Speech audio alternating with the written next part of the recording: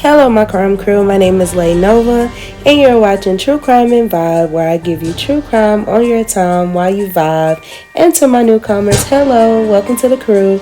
And if you like true crime, don't be afraid to subscribe and like this video. Now let's get into the case. In today's video, we are going to talk about a heartbreaking, sinister story that should never happen to any child.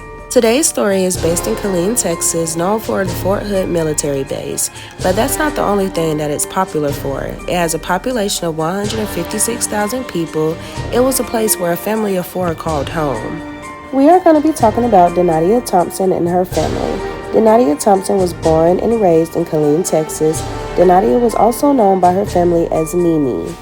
Danydia was born March 5, 1990. She was a Pisces. She lived with her mom, Gala Thompson, and two siblings, Danielle, who was 13, and Delane, who was 9. Danydia was a wonderful girl who loved her mom, dad, and two siblings, and friends and school. She also loved going to her grandmother's house to spend time with her and her cousins. She attended Marlboro Elementary School with her brother and two cousins, but on the day of April 30th, 1997, all the good things will change for her and her family. On that morning, Danydia and her siblings were dropped off by her mom at their grandmother's house with their cousins for school that morning. It was a regular routine. I'm guessing because their grandmother lived closer to the school, that is why her mom dropped them off. And some of you and I as well can remember getting dropped off at your grandmother's house on the weekends or even for or from school. Around 7:35 that morning, Danydia and her two siblings and two cousins set off to school. James Thompson, Danydia's father, states in some sources Danydia loved school and to play with her friends at school, and she was doing so well. School was 4 blocks away from their grandmother's house. Danielle, Danydia's big sister, took the 4 to school and set off on her way to school herself. She attended Manor Middle School as any other typical day.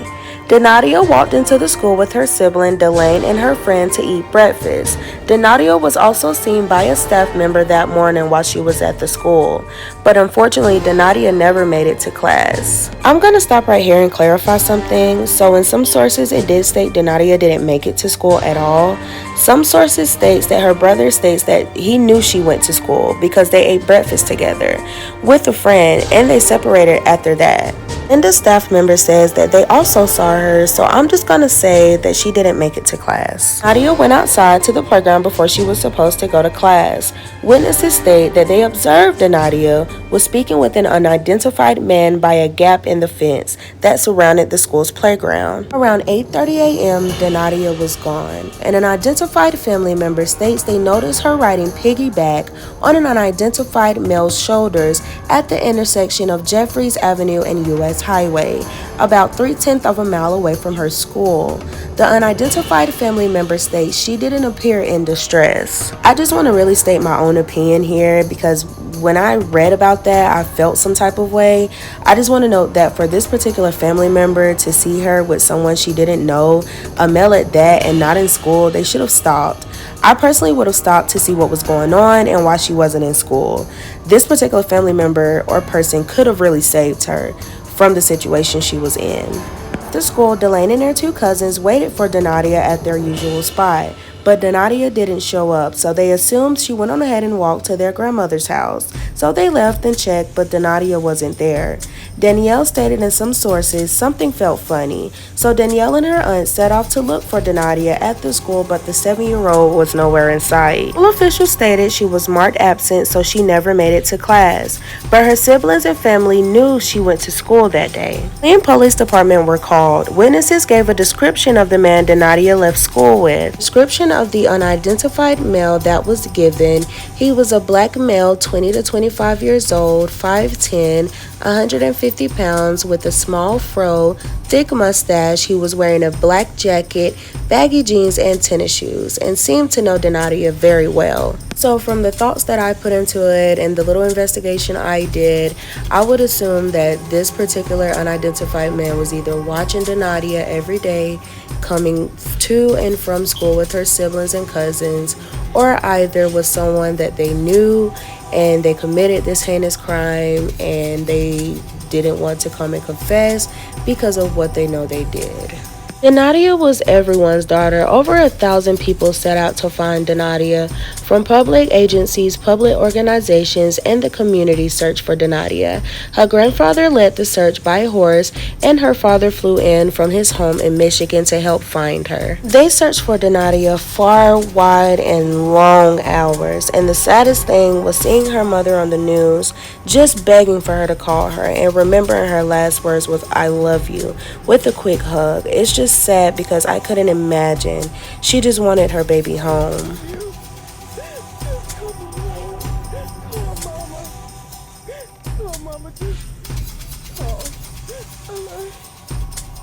After a long and intensive 8-day search to find the brave and innocent 7-year-old Danydia Thompson, on May 8, 1997, Danydia's body was found on the side of the road near Lampasas River, Highway 195. Her body was found decomposing in a trash bag. Her body was too decomposed for a more specific cause of death than homicidal evidence. It's so sad because once her mother found out, she fainted and had to be transported to the hospital. As her siblings got older and they were able to recap how they felt that day, they figured that their sister's body was found because their mom was avoiding them to watch the news. They stated that their mom didn't want to tell them, but they already knew. Nadia's family was immediately ruled out due to everything and due to the circumstances. The police looked into them but quickly realized they had nothing to do with it. The case eventually went cold due to no one being able to identify the suspect. In 2018, a new lead surfaced. It gave hope to the family and detectives working on the case. After new evidence was uncovered, the lead detective, Fred Harris, stated he strongly believed he knows who killed Danydia and feels as if someone knows something and is scared to say something or reach out. Since then, the family has had nothing but false hope and states in some sources that they will never stop looking for whoever took Danydia and hurt her. As of 2021, there has been no arrests made in the murder of Danydia. If this story does reach you and you have any information in regard to the crime or the case, please reach out to Texas Crime Stoppers at 1-800-252-TIPS, which is 8847. 1-800-252-TIPS. 8847. They are offering a $3,000 reward to anyone who could help them find the suspect or anything in regard to what happened. The questions still remain: who was the unidentified man that Danydia was so comfortable with? Why would he want to kidnap and kill her? But until then, we will never know. After 26 years, what really happened to Danydia Thompson, and why would someone want to hurt an innocent 7-year-old?